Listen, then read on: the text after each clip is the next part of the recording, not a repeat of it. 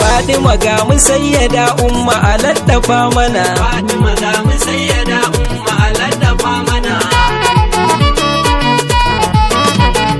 Rabbi idan ka so ana yi ko babu tambaya, yarda na jera harrufa da kalamai kamar jiya, don su zamo silar yabobin hasken ilahiya. Buri na kawai a duba don baba ai mana. Fatima ga mu sayyada umma a laddafa mana. Ai ta ruwan salatika gun manzo uban dika, sau adadin ruwa ka sa har kwaya kamar haka, wanda da shi aka yi maka komai rabbana duka. Ruhul kulli shugaba annabi shi yake mana.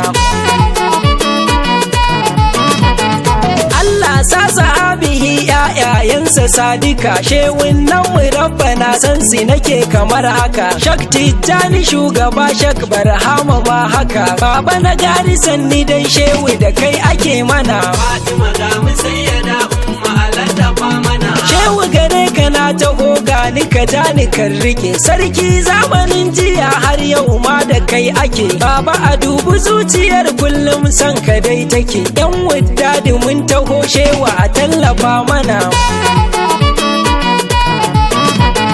Fatima sallama nake gunki na zo na dan fake, bawa ne ya zo gida yanci yau biɗa nake. Lallai na rabauta komai a gidan kwarai yake, mun duka gare ki ya umma ki tausaya mana. Fatima ga mu sayyada umma a laddafa mana. Dukkan ɗauke damuwar bayi zara ke kike, komai in ya gagara gunki matabbaci yake. Hauka babu ke ake dan ke zahiri kike. Fatima ga mu sayyada umma a laddafa mana.